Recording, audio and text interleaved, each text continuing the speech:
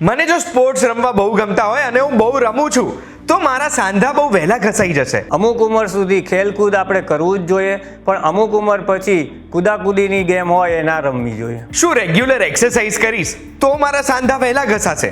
Exercise કરવાથી સાંધા ઘસાવાને બદલે મજબૂત બને છે.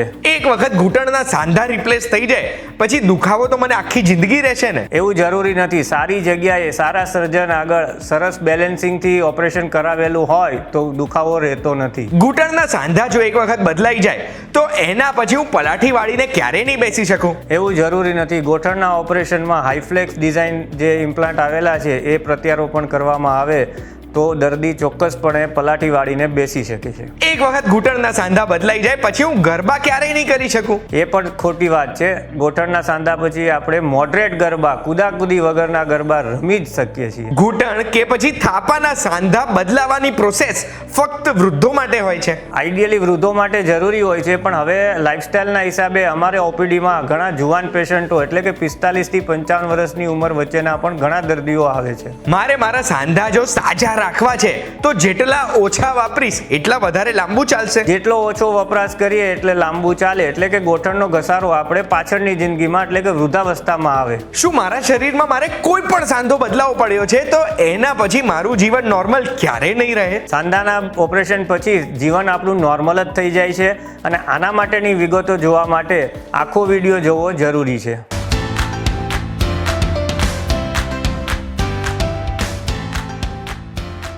એક વાત કહું, આપનું સ્વાગત છે. મારું નામ છે ગુંજ ઠક્કર અને તમે સમજી જ ગયા છો કે સાંધાને લઈને મને ઘણા બધા પ્રશ્નો છે અને આ પ્રશ્નો પૂછવા માટે અમદાવાદથી સ્પેશિયલી અમે આવ્યા છે રાજકોટ સ્ટર્લિંગ હોસ્પિટલમાં ડોક્ટર રૂપેશ મહેતા પાસે. Thank you so much sir, તમે અમને સમય આપ્યો છે. Thank you Gunj. Doctor Rupesh Mehta senior consultant છે જોઈન્ટ રિપ્લેસમેન્ટના સ્ટર્લિંગ હોસ્પિટલ રાજકોટમાં. જોઈન્ટ રિપ્લેસમેન્ટ સર્જન છે અને જોઈન્ટ રિપ્લેસમેન્ટના ડિપાર્ટમેન્ટના અહીંયા સ્ટર્લિંગ હોસ્પિટલમાં હેડ છે. કેમ? કારણ કે 20 વર્ષથી વધુ એક્સપિરિયન્સ છે એમનો આ ફિલ્ડમાં. 4500 થી વધુ જોઈન્ટ રિપ્લેસમેન્ટ સર્જરીઝ કરી છે અને 500 તો એમણે રિવિઝન સર્જરી કરી છે. એટલે એક વખત જો કોઈએ કોઈ સાંધો બદલાયો હોય એનું જીવનકાલ પતી જાય છે, પછી જે બીજી સર્જરી કરાવવા આવે છે, ફરીથી જોઈન્ટ રિપ્લેસ કરાવવા આવે છે, એ સર્જરી પણ સરે 500 વખત કરી છે.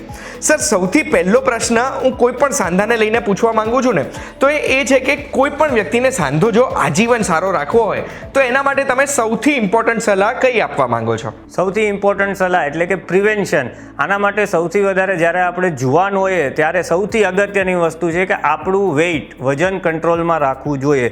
કારણ કે વજન વધારે હોય તો એની ઇફેક્ટ બંને ગોઠણના સાંધામાં, ચાલવામાં, દાદરા ચઢ ઉતર કરવામાં આવે અને સાંધાનો ઘસારો વહેલી ઉંમરે આવી શકે છે. બીજી અગત્યની વસ્તુ કે યંગ એજમાં આપણે થોડી ઘણી ફિઝિયો એક્સરસાઇઝ એટલે કે ગોઠણના ઉપરના અને નીચેના સ્નાયુને મજબૂત કરવાની ફિઝિયોથેરાપી અથવા તો સ્પોર્ટ્સ એક્ટિવિટી અથવા તો જો એક્સરસાઇઝ તે કરવી અગત્યની છે. સર, સાંધામાં કોઈ પણ તકલીફો આવે છે એના કારણો શું હોઈ શકે? ગોઠણના સાંધાના ઘસારાના અગત્યના મેઇન કારણો છે. સૌથી પહેલું છે કે ઉંમરને હિસાબે સાંધાનો ઘસારો આવે જ છે. આપણા જીવનમાં જેમ આયુષ્ય વધે એમ આપણે ગોઠણનો ઘસારો વધે છે, એટલે એ આપણે રોકી ન શકીએ, પણ અવશ્ય આપણે એવું કરી શકીએ કે એની ઇફેક્ટ આપણને વૃદ્ધાવસ્થામાં આવે.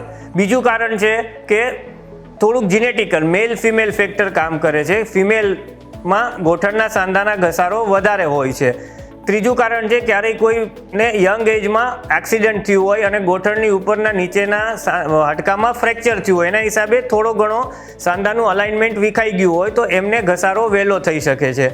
અને ચોથું કારણ છે કે અત્યારે યંગ એજમાં સંધિવા, રૂમેટોઇડ આર્થરાઇટિસ હોય અથવા તો ગાઉટી આર્થરાઇટિસ હોય, એના હિસાબે સાંધાની તકલીફો શરૂ થઈ ગઈ હોય છે, તો આવા દર્દીઓને વહેલી ઉંમરમાં સાંધાનો ઘસારો આવી શકે છે. સર, એક વખત સાંધાનો ઘસારો ચાલુ થઈ જાય તો એના લક્ષણો કયા જોવા મળે છે? સાંધાના ઘસારાના લક્ષણો એમના સ્ટેજ પ્રમાણે હોય છે. શરૂઆતના સ્ટેજમાં તમને ગોઠણમાં સવારે ઉઠો એટલે જકડન લાગે 15 થી 20 મિનિટની, જેને અમે મોર્નિંગ સ્ટીફનેસ કહીએ છીએ, એ આવે છે. ગોઠણની યુઝ્યુઅલી 90% પેશન્ટમાં અંદરની બાજુમાં દુખાવાની શરૂઆત થાય છે. પછી જેમ જેમ ઘસારો વધતો જાય એટલે કે સ્ટેજ વધતું જાય એટલે તમને જાજુ ચાલો, જાજા ઊભા રહ્યો, દાદરો ચઢ ઉતર કરવામાં ગોઠણમાં દુખાવો થાય છે. અને સૌથી એડવાન્સ સ્ટેજ એટલે કે છેલ્લા સ્ટેજમાં તમે જ્યારે સૂતા હોય ત્યારે રાત્રે પણ તમને ગોઠણમાં દુખાવો થાય, કીડી ચટકા ભરતા હોય એવા લવકારા થાય, જેને અમારી ભાષામાં નાઇટ પેઇન, રેસ્ટ પેઇન કહેવામાં આવે છે. આ બધા સાંધાના ઘસારાના લક્ષણો છે. તો સર આમાંથી કયું લક્ષણ દેખાય ત્યારે મારે તમને બતાવવા આવવું જોઈએ? સાંધાના મેં જે લક્ષણો કીધા એમાં મોર્નિંગ સ્ટીફનેસ થવા માંડે છે, દુખાવો થવા માંડે ચાલવાથી, તો તરત તમારે નજીકના ઓર્થોપેડિક સર્જન અથવા જોઈન્ટ રિપ્લેસમેન્ટની સલાહ લેવી જોઈએ. અને એક વખત ડૉક્ટરની સલાહ લઈએ છે તો એમાં કઈ દવાઓ કે કઈ ટ્રીટમેન્ટ ઓપ્શન્સ આપતા હોય છે? ગુંજભાઈ, આમાં દરેક સાંધાના ઘસારાની ટ્રીટમેન્ટ એના સ્ટેજ ઉપર હોય છે. એટલે જેમ કે યંગ પેશન્ટ શરૂઆતમાં આવે ત્યારે અમે એને નિદાન કરી અને થોડી ઘણી લાઇફસ્ટાઇલ મોડિફિકેશન, જેમ કે કોઈનું વજન વધારે હોય તો વજન ઘટાડવાની, કસરત કરવાની, બરફનો શેક કરવાની સલાહ આપતા હોય છે. એનાથી પણ ન મટે તો પછી એને પેઇન કિલર્સ, એટલે કે USFDA અપ્રુવડ અત્યારે તો આપણી આગળ paracetamol is the only drug આપણે આર્થરાઇટિસમાં આપીએ છીએ. પણ ઘણીવાર ક્યારેય કોઈને ન મટે અથવા કોઈના ઘરમાં પ્રસંગ હોય કે સાહેબ મારે અઠવાડિયું તો ખેંચાવવું જ પડે એમ છે, મારા ઘરે પ્રસંગ છે, એવા કેસમાં અમે એને ડાયક્લોફિનેક, ઇટોરિકોક્ઝિબ જેવી NSAID દવા આપતા હોઈએ છીએ. અને પછી જેમ જેમ એડવાન્સ ડિસીઝ થઈ ગયું કે ભાઈ હવે દવા કોઈ કામ કરી શકે નથી, બે ગોઠણ એકબીજાના હાડકા અડી ગયા છે, જે સિવિયર આર્થરાઇટિસ કહેવાય, એમાં એને અમે સર્જરીની પણ સલાહ આપતા હોઈએ છીએ. સર તમે આ સર્જરીની વાત કરી તો પહેલા ઘૂંટણની વાત કરું. ની રિપ્લેસમેન્ટ સર્જરી હોય શું અને થાય કઈ રીતે? ની રિપ્લેસમેન્ટ સર્જરી આ સદીની સૌથી એડવાન્સ અને મોસ્ટ રિવાર્ડિંગ સર્જરી છે. ની રિપ્લેસમેન્ટ સર્જરી એટલે કે ભગવાને જે તમને ગોઠણના સાંધાની અંદર ગાદી એટલે કે કાર્ટિલેજ આપ્યું છે એ આપણે ઉંમરને હિસાબે, વધુ વપરાશ, વધુ કામ કરવાના હિસાબે વાપરી લીધું છે. તો અમે લોકો એટલે કે જોઈન્ટ રિપ્લેસમેન્ટ સર્જન તરીકે અમે આપના દર્દીના ગોઠણમાં જે કૃત્રિમ સાંધો બનાવવામાં આવ્યો છે એનું પ્રત્યારોપણ સર્જરી દ્વારા કરવામાં આવે છે. એને ની રિપ્લેસમેન્ટ સર્જરી કહેવામાં આવે છે. અને આ થાય કઈ રીતે સર? ઘૂંટણના રિપ્લેસમેન્ટની સર્જરીમાં અમે દર્દીને એનેસ્થેસિયા આપી અને એમના આ મિડ એન્ટિયર લાઇનમાં એટલે કે આગળના ભાગે કાપો મૂકવામાં આવે છે. અને પછી એમાં જે કૃત્રિમ સાંધો જે ફેક્ટરીમાં કંપનીઓ દ્વારા બનાવવામાં આવે છે, આ ગોઠણના સાંધાનું મોડેલ છે. આ ગોઠણના સાંધાનો ઉપરનો ભાગ, નીચેનો ભાગ છે. દર્દીનું જ્યારે ઓપરેશન કરવામાં આવે ત્યારે આપણે એનું ઉપરનું બોન, ફીમર બોન, આ કેપના એંગલ અને સાઇઝ પ્રમાણે આપણે આ રીતે દર્દીનું બોન આ રીતે કટ કરવામાં આવે છે. અને આ ફિમોરલ કેપ છે. આ ફિમોરલ કેપ એનામાં સિમેન્ટ દ્વારા પ્રત્યારોપણ કરવામાં આવે છે. સેમ વસ્તુ દર્દીના નીચેના ભાગમાં આ ટીબિયા બોન છે. ટીબિયાના બોનમાં આપણે આ કેપ, એનું બોન જે ઘસાઈ ગયું એને રીસર્ફેસ કરવામાં આવે છે. અને આ જે કેપ છે ટીબિયાની, મેટલની કેપ હોય છે, એ દરેક કંપનીની અલગ અલગ હોય છે. એ આપણે સિમેન્ટ દ્વારા ચોંટાડવામાં આવે છે. અને આ અમારી ભાષામાં પોલીઇથાલિન એટલે કે સાદું પ્લાસ્ટિક છે. આ પ્લાસ્ટિક એટલે કે કૃત્રિમ ગાદી આ દર્દીના ગોઠણમાં આ બેયની વચ્ચે લોક કરવામાં આવે છે. આ લોક કર્યા પછી આ સાંધો આપણો બની ગયો. અને ફિઝિક્સના નિયમ પ્રમાણે હાર્ડ ટુ સોફ્ટ સરફેસ એટલે કે મેટલ અને પ્લાસ્ટિકનું સરફેસ બને તો જ મૂવમેન્ટ અને ઓઇલિંગ થાય. એટલે દર્દીનો ગોઠણ પછી 140 ડિગ્રી સુધી વળી શકે છે. સર એક વખત આ ની રિપ્લેસમેન્ટ સર્જરી થઈ જાય પછી નોર્મલ લાઈફ કેટલા સમય પછી આવે છે? જનરલી ની રિપ્લેસમેન્ટ સર્જરી પછી અમે દર્દીને ત્રીજા દિવસે રજા કરી દઈએ છીએ અને એમને 12 થી 13મા દિવસે સ્ટીચ રિમૂવ કરવા માટે બોલાવવામાં આવે છે. એટલે આમ તો દર્દી બીજા દિવસથી જ પોતાનું કામ કરી શકે છે, ચાલી શકે છે, પણ રૂટીન લાઈફ એટલે કે એમને ઓફિસમાં જવું, બહારે જવું હોય તો એની એડવાઇસ અમે 12 થી 15 દિવસ પછી કરતા હોઈએ છીએ. અને સર ની રિપ્લેસમેન્ટ સર્જરી પછી કઈ કઈ બાબતોનું ધ્યાન રાખવાનું હોય છે? ની રિપ્લેસમેન્ટ કર્યા પછી આપણી જિંદગી લગભગ નોર્મલ જેવી થઈ જાય છે. આપણે ઓપરેશન પહેલાં જે બધું કરી શકતા હતા એ બધું કરી શકીએ છીએ. પણ એક સેફ્ટી પ્રિકોશન માટે અમે દર્દીને કૂદવાની એક્ટિવિટી જેમ કે જમ્પિંગ છે, સ્કીપિંગ છે, દોરડા કૂદવાનું કે જેમાં થમ્પિંગ એક્ટિવિટી આવે, જેમ કે કોઈને સ્કૂટર હોય તો અમે કંઈ કિક મારવાની નહીં, તમે સેલ્ફ સ્ટાર્ટ સ્કૂટર લઈ લો, આ બધી વસ્તુ આપણે કરવી જોઈએ. એ જ રીતે સર થાપાના રિપ્લેસમેન્ટની સર્જરી કેમ કરાવવી પડતી હોય છે? આ બહુ અગત્યનો સવાલ છે ગુંજભાઈ, કે થાપાના ગોળા સુકાઈ જવાથી થાપાનો સાંધો ખરાબ થઈ જાય છે, જેને આપણે હિપ જોઈન્ટ કહીએ છીએ. શરૂઆત એટલે વર્ષોથી આપણે આ કરીએ છીએ પણ ત્યારે દર્દીઓ ઓછા હતા. પણ હમણાં કોરોના આવ્યા પછી કોવિડની ઇફેક્ટના હિસાબે અત્યંત યંગ પેશન્ટ એટલે કે 30 વર્ષથી 40 વર્ષની એજના લોકોનામાં કે જેમને કોરોના થયા હોય 1-2 વર્ષ પહેલાં, અત્યારે મારે ત્યાં પહેલી વેવના પેશન્ટો આવવાના શરૂ થઈ ગયા છે કે જેમને કોરોનામાંથી સારું થઈ ગયું પણ કોરોના ની ઇફેક્ટના હિસાબે ગોળા સુકાઈ જાય છે.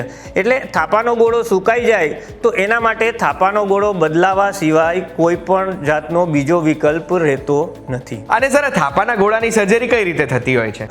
થાપાના ગોળાની સર્જરી એટલે કે ટોટલ હિપ રિપ્લેસમેન્ટ પણ આવી જ રીતે કરવામાં આવે છે. એમાં દર્દીની સગવડતા એટલે કે દર્દી જોઈ અને સર્જન નક્કી કરે છે કે આગળથી કાપો મૂકવો કે સાઈડમાંથી કાપો મૂકવો. તેના 2 એપ્રોચ હોય છે હિપના, પણ ગમે એ એપ્રોચમાં એના ઇમ્પ્લાન્ટ અલગ આવે છે ની જોઈન્ટ કરતાં. જેમ કે હું તમને સમજાવું, આ દર્દીના હિપ જોઈન્ટ એટલે કે બોલ એન્ડ સોકેટ જોઈન્ટનું મોડલ છે. આમાં આપણે અનસિમેન્ટેડ જ્યારે સાંધો નાખવામાં આવે છે ત્યારે આ એસિટાબ્યુલમ એટલે કે રકાબી ગુજરાતીમાં છે અને આ ફિમરલ બોન છે. આ રકાબીનું સરફેસ અમે બ્લીડિંગ થાય ત્યાં સુધી એને આપણે રીમ કરવામાં આવે છે અને અનસિમેન્ટેડ આ એસિટાબ્યુલર કપ મૂકવામાં આવે છે. એની અંદર પ્લાસ્ટિકનું બેરિંગ હોય છે. આ સેમ સ્ટોરી ફિમરમાં આ અનસિમેન્ટેડ ફિમોરલ સ્ટેમ કહેવામાં આવે છે. આ સ્ટેમની ડિઝાઇન અને મટીરિયલ કોટિંગ એવું હોય છે કે આ ઇમ્પ્લાન્ટ દર્દીના બોનની સાથે એની મેળે જ ચોટે છે. આમાં સિમેન્ટની જરૂર પડતી નથી, એટલે એનું આયુષ્ય વધારે હોય છે. અને તમે જે આ પિંક કલરનો બોલ જોવો છો, that is actually a delta સિરામિકનો બોલ બનેલો હોય છે. સિરામિક મટીરિયલ એટલું પોલિશ્ડ હોય છે કે એનું આયુષ્ય વધારે હોય છે, એનો ઘસારો ઓછો થાય છે.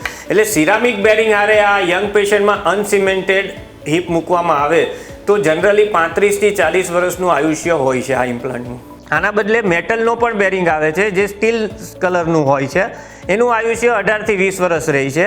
પણ યંગ પેશન્ટ હોય એમાં અમે એને પ્રિફરેબલી સિરામિક જોઈન્ટ મૂકવાની સલાહ આપતા હોઈએ છીએ. સર આ થાપાનો ગોળો બદલાવાની સર્જરી થાય એના પછી નોર્મલ જીવન કેટલા સમય પછી આવે છે? અત્યારે અત્યંત આધુનિક ટેકનોલોજી આવી ગઈ છે. મિનિમલ ઇન્વેઝિવ સર્જરીથી ઓપરેશન કરવામાં આવે છે. કટિંગમાં પણ હાઈ સ્પીડ બરથી કટ કરવામાં આવે છે. એટલે થાપાના ઓપરેશન પછી પણ દર્દી એ જ દિવસે સાંજે અથવા બીજે દિવસે સવારે ચાલી શકે છે અને 10 થી 15 દિવસમાં એમની નોર્મલ રૂટીન એક્ટિવિટી કરી શકે છે. અને સર આ થાપાના રિપ્લેસમેન્ટની સર્જરી પછી કઈ કઈ બાબતોનું ધ્યાન રાખવાનું હોય છે? થાપાના ઓપરેશન પછી પણ આપણે દર્દીને જમ્પિંગ એક્ટિવિટી કૂદાકૂદી કરવાની ના પાડતા હોય છે. અને થાપાના ઓપરેશન પછી એડિશનલ સ્કોટિંગ એટલે કે ઉભડક ન બેસવાની સલાહ આપતા હોય છે. અને મેઇન વસ્તુ એ જ છે કે ઉભડક ન બેસવું એટલે કે દર્દીને વેસ્ટર્ન ટોયલેટ વાપરવાની સલાહ આપવામાં આવે છે. સર તમે 20 વર્ષથી આ જ લાઈન સાથે સંકળાયેલા છો, તો હવે મારે જાણવું છે કે આ છેલ્લા 20 વર્ષમાં તમે સર્જરીઝમાં અને ટેકનોલોજીમાં કયા કયા બદલાવ જોયા છે? ગુંજભાઈ, આ ટેકનોલોજી અત્યારે એટલી બધી એડવાન્સ થતી જાય છે. જેમ બીજા બધા ફિલ્ડમાં પણ આવે છે ટેકનોલોજી, એમ અમારા ફિલ્ડમાં પણ દર 2-3 વર્ષે નવું કંઈ ને કંઈ આવતું હોય છે. તો સાંધાના ઓપરેશનની ટેકનોલોજીમાં ઘણા બધા ચેન્જીસ આવે રાખે છે. જેમ કે પહેલું આપણે આ ઇમ્પ્લાન્ટ એટલે કે જે આપણે આ વસ્તુ કૃત્રિમ સાંધો નાખશું એની ડિઝાઇન ઘણા ટાઈમે અનુભવ પ્રમાણે બાયો એન્જિનિયર બદલાવતા રહે છે. જેમ કે ટ્રેડિશનલ ની ઇમ્પ્લાન્ટ આવતા એટલે આપણે સાંભળ્યું હોય કે ભાઈ ગોઠણના ઓપરેશન પછી પલાઠી નહીં વળે. એ તદ્દન વાત સાચી હતી, પરંતુ જ્યારે કન્વેન્શનલ ઇમ્પ્લાન્ટ નાખવામાં આવે ત્યારે 90 થી 95 ડિગ્રી જ ગોઠણ વળે. બેરિંગની ડિઝાઇન એ પ્રમાણે બનાવવામાં આવેલી હતી. હવે દર્દીઓની ડિમાન્ડ વધતી ગઈ, ખાસ કરીને એશિયન પોપ્યુલેશનમાં. એટલે નવી જે ડિઝાઇન આવી જેને અમારા ભાષામાં હાઈફ્લેક્સ જોઈન્ટ કહીએ છીએ. આ હાઈફ્લેક્સ જોઈન્ટની ટેકનોલોજીથી દર્દીનો ગોઠણ 140 ડિગ્રી સુધી વળી શકે છે. આ વાત થઈ ઇમ્પ્લાન્ટની. બીજી વાત આવ્યું સર્જિકલ એપ્રોચીસ. જે પહેલાં આપણે કરતા જૂનવાણી કન્વેન્શનલ ની રિપ્લેસમેન્ટમાં, એમાં ગોઠણના ઉપરનું સ્નાયુ એટલે કે ક્વાડ્રિસેપ્સ ટેન્ડનને કટ કરી પછી જગ્યા આપી અને પછી ઢાંકણીનું પ્રત્યારોપણ કરવામાં આવતું હતું અને પછી એ ટેન્ડનને રિપેર કરવામાં આવે. હવે સિમ્પલ નિયમ છે કે કોઈ પણ સ્નાયુને કટ કરવામાં આવે પછી એની તાકાત તૂટી જાય. એટલે ગોઠણના ઓપરેશન પછી કસરતની જરૂર એટલે પડતી હતી કે એ સ્નાયુની તાકાત પાછી રિગેઇન કરવા માટે. હવે જે નવી ટેકનોલોજી કે જે અમે વાપરીએ છીએ એને સબવાસ્ટસ એપ્રોચ કહેવામાં આવે છે. સબવાસ્ટસ એપ્રોચ એટલે કે આમાં ગોઠણના સ્નાયુને કટ કરવામાં આવતા નથી, એને લિફ્ટ એટલે કે ઊંચો કરી અને ઢાંકણીનું પ્રત્યારોપણ કરીએ છીએ. એટલે ઓપરેશન પછી સ્નાયુની તાકાત હતી એવી ને એવી જ રહી છે. એટલે ઓપરેશન પછી અગત્યની કે ફિઝિયોથેરાપી કરવાની જરૂર રહેતી નથી. ત્રીજી વસ્તુ છે કે આમાં હવે આ જમાનો આર્ટિફિશિયલ ઇન્ટેલિજન્સનો છે, તો સર્જનોને મદદ કરવા માટે કમ્પ્યુટર, નેવિગેશન, રોબોટ આ બધી ટેકનોલોજી અત્યારે આવી ગઈ છે. હવે આ નેવિગેશન વાપરીએ પહેલી વસ્તુ જે એડવાન્સ ટેકનોલોજી છે. તો એનાથી જ્યારે અમે ગેપ બેલેન્સિંગ કરતા હોય, અલાઇનમેન્ટ કરતા હોય, ત્યારે 1 mm ફેર હોય તો સર્જનને નરી આંખે એ ન દેખાય. એ આપણું નેવિગેશન પકડી અને ઓન ટેબલ સર્જનને હિન્ટ આપે કે ભાઈ આમાં આ બાજુ 1 mm ગેપ વધારે છે, તો આપણે એ વસ્તુ ઓન ટેબલ રેક્ટિફાઈ કરી શકીએ. એનાથી પણ એડવાન્સ ટેકનોલોજી કે હવે રોબોટ આસિસ્ટેડ ની રિપ્લેસમેન્ટ આવી ગયા છે કે જેમાં બોનનું કટિંગ રોબોટ દ્વારા કરવામાં આવે છે અને સેમ નેવિગેશનની ફિલોસોફી ગેપ બેલેન્સિંગ એ તો સેમ રહી છે, પણ જ્યારે રોબોટ કટિંગ કરતો હોય હાઈ સ્પીડ મિલર કે બરથી, તો તમારું બોન 1 mm પણ આડાવડું, સપોઝ મારે 8.2 mm બોન કટ કરવું છે તો it is equal to 8 mm જ કટ થાય. ઘણીવાર આપણે હાથે કરીએ તો 8.2 નું 8.3 કે 4 જેવું કપાઈ જતું હોય છે, જે માનવીય એરર છે એ રોબોટમાં નહીવત થઈ જાય છે. સર, હવે આ ઘૂંટણના રિપ્લેસમેન્ટને લઈને બીજો એક પ્રશ્ન લોકોને થતો હોય છે કે એક વખત જો રિપ્લેસમેન્ટ કરી દઈએ પછી આજીવન દવાઓ ખાવી પડે અને ડૉક્ટરને દર 2-3 મહિને મળવા જવું પડે. આ તદ્દન ખોટી વાત છે. આ ની રિપ્લેસમેન્ટ સર્જરી આપણે બાયપાસ સર્જરી જેવી સર્જરી નથી. જેમ કે તમે બાયપાસ સર્જરી કરાવો પછી તમારા કાર્ડિયાક સર્જન તમને મહિના પછી બોલાવે, પછી અમુક બીપીની દવા અથવા તો બ્લડ થિનર તમારે લાઈફ લોંગ લેવી પડે. જનરલી ની રિપ્લેસમેન્ટ પછી અમારે ત્યાં અમે ટાંકા તોડાવવા માટે દર્દી આવે ત્યાં સુધી એને એન્ટીબાયોટિક્સ કે પેઇન કિલર લેવી પડતી હોય છે. એના પછી અમે પેશન્ટને 1 મહિને બોલાવીએ અને કહીએ છીએ કે હવે તકલીફ હોય તો જ પાછા આવજો, કોઈ પણ દવાની જરૂર નથી અને ખાલી જે બધી પ્રિકોશન કીધા હોય એ જ રાખવાની જરૂર હોય છે. એટલે રૂટીન ફોલોઅપની પણ આ સર્જરીમાં જરૂરત રહેતી નથી. સર, હવે લાસ્ટ પ્રશ્ન થોડો પર્સનલ પૂછવા માંગીશ. તમે તમારા સાંધાનું ધ્યાન રાખવા માટે શું કરો છો? દરેકના સાંધા એક જ સરખા હોય છે, મારો, તમારો કે આપણા વ્યુઅર્સના. દરેકના સાંધાને ધ્યાન રાખવા માટે અગત્યની 3 જ વસ્તુ છે મિત્રો. આપણે આપણા વજનને કંટ્રોલમાં રાખવાનું, થોડી ઘણી એક્ટિવિટી, જ્યારે આપણે યંગ હોય અને આપણને ગોઠણમાં દુખાવો ન હોય તો જેવો તમારો શોખ, થોડુંક રનિંગ છે, સ્વિમિંગ છે, થોડુંક સ્પોર્ટ્સ કોઈ પણ આપને ગમતું હોય એ રમવું અગત્યનું જરૂરી છે. Thank you so much sir, તમે અમને સમય આપ્યો અને દરેક પ્રશ્નનો જવાબ આપ્યો. આપણે મળ્યા હતા ડૉક્ટર રૂપેશ મહેતાને, જે જોઈન્ટ રિપ્લેસમેન્ટ વિભાગના હેડ છે સ્ટર્લિંગ હોસ્પિટલ રાજકોટમાં. એમ તો મેં દરેક પ્રશ્ન સરને પૂછી જ લીધા છે, પણ જો કોઈ પણ પ્રશ્ન પૂછવાનો રહી ગયો છે તો તમે કમેન્ટમાં પૂછી શકો છો કે પછી સ્ક્રીન ઉપર દેખાય છે એ નંબરમાં ડિરેક્ટલી સ્ટર્લિંગ હોસ્પિટલમાં કોલ કરીને પણ પૂછી શકો છો. આ વિડીયોની માહિતી બહુ જ અગત્યની છે. આપણા સાંધા આપણને બહુ આગળ લઈ જાય છે અને બસ મારી એટલી જ આશા છે કે આ વિડીયો જોયા પછી તમે બહુ જ આગળ વધો. આવી જ માહિતી જો તમને ગમે છે તો VTVGujarati.com પર એક વાત કહું, જોતા રહેજો. આપણે ફરી મળીશું. ધન્યવાદ. Thank you sir.